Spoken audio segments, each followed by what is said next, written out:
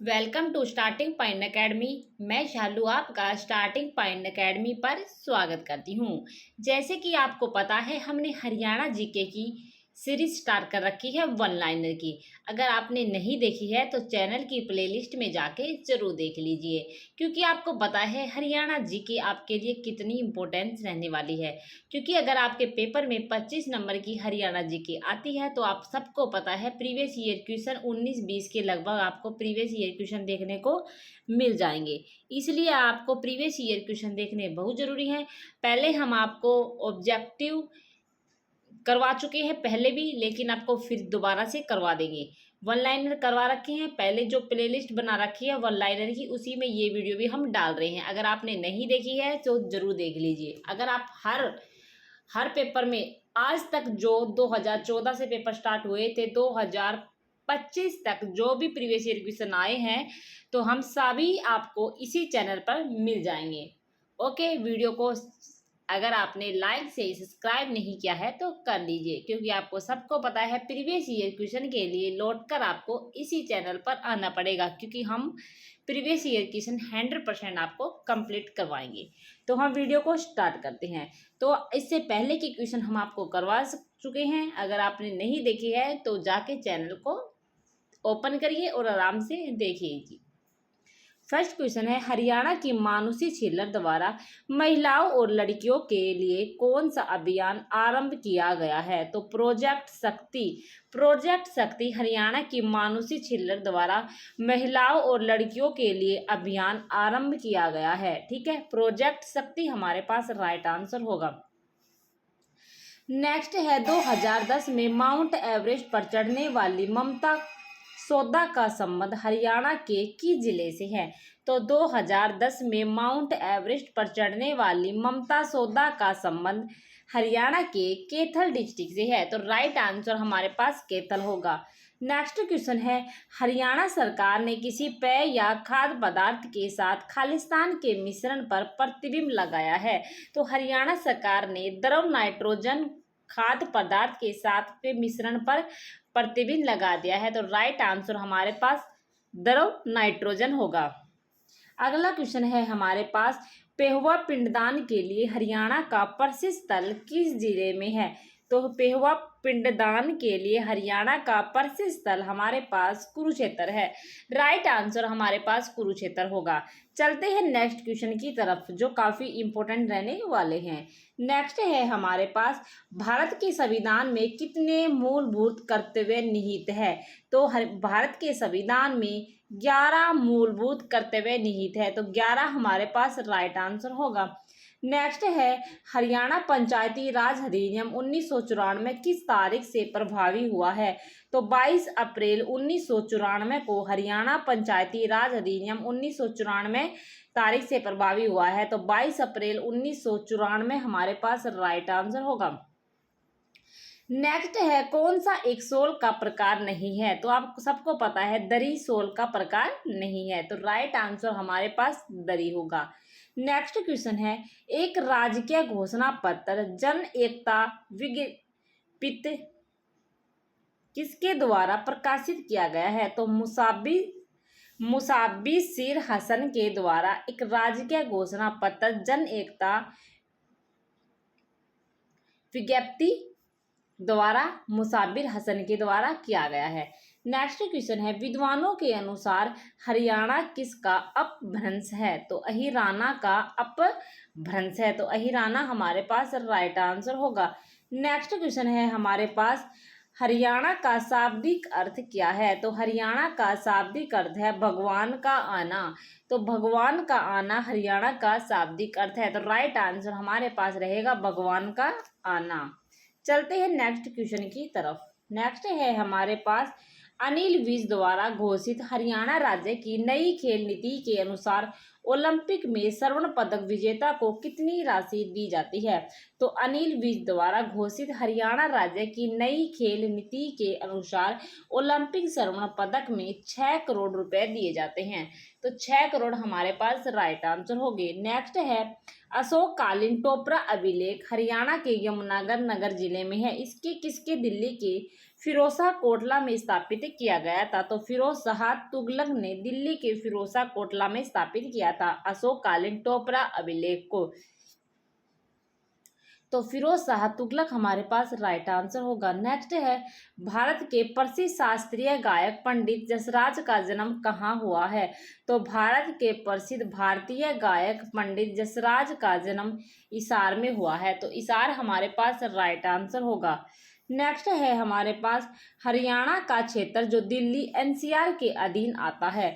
तो हरियाणा का क्षेत्र जो एनसीआर के अधीन आता है वो हमारे पास रोहतक हो गया, जींद हो गया, करनाल हो गया।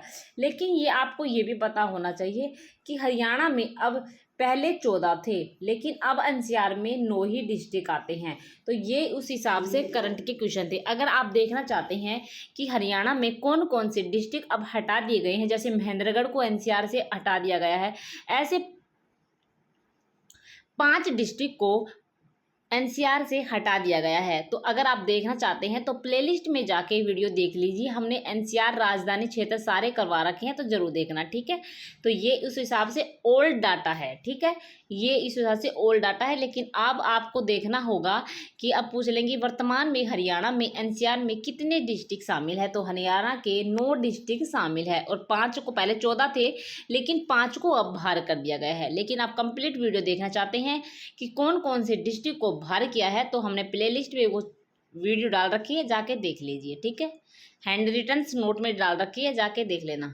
नेक्स्ट है हमारे पास हरियाणा का कौन सा जिला चावल का कटोरा नाम से जाना जाता है? तो हरियाणा का करनाल डिस्ट्रिक्ट को चावल का कटोरा कहा जाता है। तो चावल का कटोरा का किसे कहते हैं? करनाल को। राइट आंसर हमारे पास करनाल होगा। नेक्स्ट है हरियाणा का ऐसा जिला जिसमें रेलवे लाइन नहीं है। तो रेलवे लाइन किसमें नहीं है? नूंह में नहीं है। मेवात हमारे पास राइट आंसर होगा। नेक्स्ट है कर्णम मल्लेश्वरी का नाम निम्न में से किस खेल के लिए सुप्रसिद्ध है? तो भारोत्तोलन जो खेल है वो कर्णम मल्लेश्वरी के खेल के लिए प्रसिद्ध है। तो भारोत्तोलन हमारे पास राइट आंसर होगा। चलते हैं नेक्स्ट क्वेश्चन की तरफ। कैथल की स्थापना कथित रूप से महाभारत के किस मिथकीय पात्र के द्वारा की गई थी? तो कैथल की स्थापना कथित रूप से महाभारत के युधिष्ठिर पात्र के द्वारा की गई थी। तो राइट आंसर हमारे पास युधिष्ठिर होगा। नेक्स्ट है हमारे पास हरियाणा में किसानों की शिकायतों का निराकरण किसके द्वारा किया जाएगा? तो हरियाणा में किसानों की शिकायतों का निराकरण किसान पंचायत के द्वारा किया जाएगा। किसान पंचायत हमारे पास राइट आंसर होगा। नेक्स्ट है अस्तल बोहर पेंटिंग खालिस्तान शैली की है। तो अस्तल बोहर पेंटिंग राजपूत शैली की है। तो राइट आंसर हमारे पास राजपूत होगा क्योंकि ये अस्तल बोहर पेंटिंग की शैली है। चलते हैं नेक्स्ट क्वेश्चन की तरफ। नेक्स्ट है हमारे पास हरियाणा की पहली महिला कुश्तीबाजी जिसने राष्ट्रमंडल खेलों में स्वर्ण पदक जीता था। तो आपको बताना है हरियाणा की पहली महिला है कुश्तीबाज, वो कौन सी है? गीता फोगाट है जिसने राष्ट्रमंडल खेलों में स्वर्ण पदक जीता था। चलते हैं नेक्स्ट क्वेश्चन की तरफ। सूरज कुंड क्राफ्ट मेला प्रथम बार किस वर्ष आरंभ हुआ था? तो 1987 को सूरज कुंड क्राफ्ट मेला प्रथम बार आयोजित हुआ था, 1987 में। नेक्स्ट है कौन कौन से जिले हरियाणा के दक्षिण पुलिस क्षेत्र में आते हैं? तो एक महेंद्रगढ़, एक पलवल, एक महेंद्रगढ़, पलवल और मेवात हो गए। 3 डिस्ट्रिक्ट दक्षिण पुलिस क्षेत्र में आते हैं। तो आपको पूछे दक्षिण पुलिस क्षेत्र, एक हमारे पास साउथ रेंज की जिसको नाम से जानते हैं वो हमारे पास रेवाड़ी है, ठीक है, ये पॉइंट को याद रखना, उसी के अंतर्गत आते हैं ये डिस्ट्रिक्ट। नेक्स्ट है हरियाणा साहित्य संगम का प्रथम संस्करण किस शहर में संपन्न हुआ था? तो पंचकुला हमारे पास राइट आंसर होगा, जिसमें हरियाणा साहित्य संगम का प्रथम संस्करण पंचकुला डिस्ट्रिक्ट में आरंभ हुआ था या संपन्न हुआ था। तो पंचकुला हमारे पास राइट आंसर होगा। नेक्स्ट है हमारे पास कैथल के फरल गांव में किस मेले का आयोजन होता है? तो फल्गु मेले का फरल गांव में आयोजन होता है, तो फल्गु मेला हमारे पास राइट आंसर होगा। नेक्स्ट है हमारे पास हरियाणा नागरिक उड्डयन संस्थान का विलय पूर्ण करनाल उड्डयन क्लब, इसार उड्डयन क्लब तथा पिंजौर उड्डयन क्लब के साथ एक साथ किया गया था। तो 1 अप्रैल 1999 में 1 अप्रैल 1999 हमारे पास राइट आंसर होगा, जिसमें हरियाणा नागरिक उड्डयन संस्थान का विलय पूर्ण करनाल उड्डयन क्लब, इसार उड्डयन क्लब तथा पिंजौर उड्डयन क्लब के साथ एक साथ किया गया था। तो आपको याद रखनी है 1 अप्रैल 1999। नेक्स्ट है किस जिले को श्रीकंठ जनपद कहा जाता है? तो किस जिले को? कुरुक्षेत्र जिले को श्रीकंठपद जनपद कहा जाता है। कुरुक्षेत्र हमारे पास राइट आंसर होगा। नेक्स्ट है हमारे पास हरियाणा राज्य में कितने नवोदय स्कूल मौजूद है? देखो, जिस टाइम ये क्वेश्चन आया था, जिस टाइम नवोदय स्कूल की संख्या 20 थी, लेकिन क्या पता अब जो क्वेश्चन करंट में आया हो वो इसकी बढ़ोतरी हो गई हो।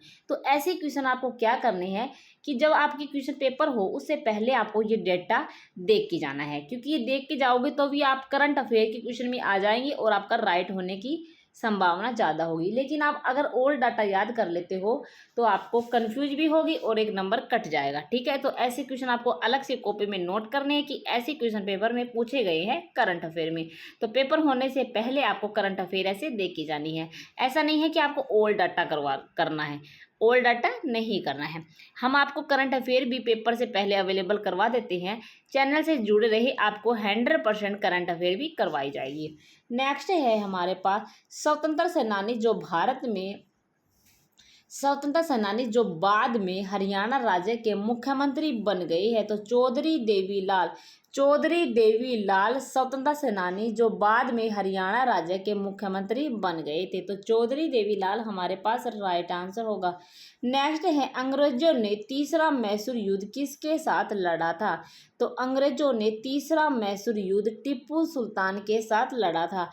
टीपू सुल्तान हमारे पास राइट आंसर होगा, जिसने अंग्रेजों ने तीसरा मैसूर युद्ध टीपू सुल्तान ने लड़ा था। तो टीपू सुल्तान हमारे पास राइट आंसर होगा।